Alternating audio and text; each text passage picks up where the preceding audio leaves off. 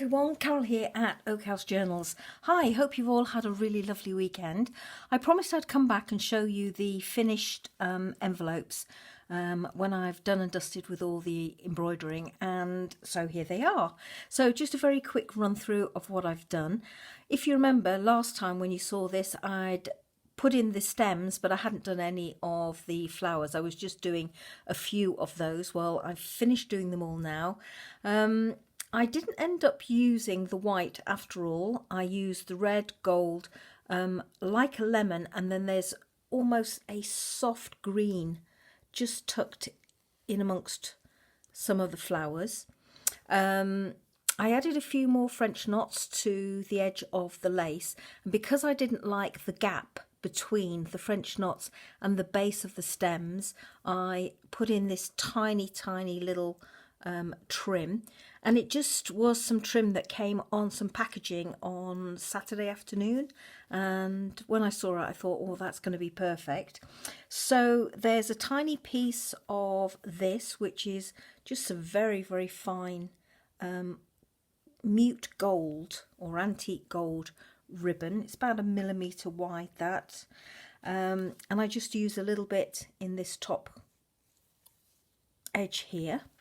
And then I used a double layer of this, which is almost like an Avril art twine or art thread style of thread. It's not Avril thread as far as I know. As I say, it just came on some packaging, so I have no idea where it came from. But isn't it absolutely gorgeous and so delicate? So all I did was I doubled it over and I ran it along the bottom of my flower stems, and then I just couched it down with a little stab stitch through to the back to hold it in place, and the same with the ribbon. So I'm quite happy with that, and it's delicate enough that it doesn't detract from the flowers too much, but it certainly gives a nicer finish, or I think it does. As you can see, I've trimmed off the edges here, so the twill is just been teased and shredded almost, and then I've stitched the back onto the front with some machine stitching. Now this is the back of the envelope, and this is not the back of the envelope. This, what you're seeing here, is the tea stained paper that I put on the back of the envelope to firm it up. I decided at the end of the day to use it this way round because of that nasty brown stain that was on the bottom, that I said I might put some more lace or fabric on the top. At the end of the day I decided I wanted to make use of this in my journal as a journaling card, so you can see the lines from the back of the envelope through my tea stained paper, and I quite like that, but it gives me a good solid surface and a plain surface to write on. So that was my first one, and that was the 1956 envelope, and then this was the 1957 envelope that I had, and this one was not in such good condition. If you remember, it didn't have a stamp, so I've put a couple of stamps on it out of my stash, and this time I've just done some simple daisies, and I did get my inspiration for these from Viv Hens Teeth, because I did see on her Instagram feed that she had done daisies like this, and I loved the idea, so I thought I would have a go at it. So a huge shout out to Viv for that. She does some, if you don't know Viv, please check her out. She does some amazing work, and her embroidered brooches are just gorgeous, really are. And she does embroidered envelopes as well. As Jackie reminded me, I didn't get my original inspiration off Pinterest from any of Viv's pictures, but Jackie Chimes reminded me in her comment to the previous video of Viv's work, and I went back and had a look, and her work is just amazing, and her envelopes are to die for, I tell you. And it was whilst I was having a look at that I obviously spotted the little daisies and decided to have a go at doing them on this envelope. So, as I said, this one didn't have a stamp on it, so I've put a couple of stamps to try and pick up the colours.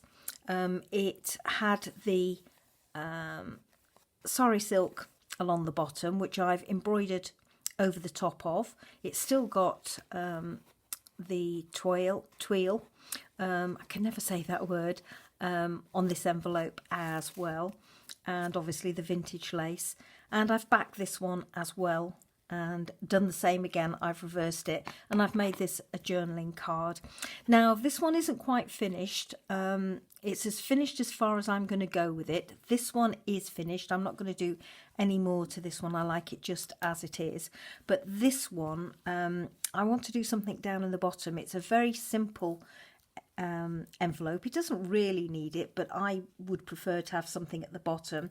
So what I thought I might do when the time comes and I use it in my journal, I might use the other half of this stamp on the bottom there and maybe add a little bit of text, just covering up that blue butterfly or dragonfly, I think it was, and just put a little bit of text along the bottom so it kind of balances the corner up.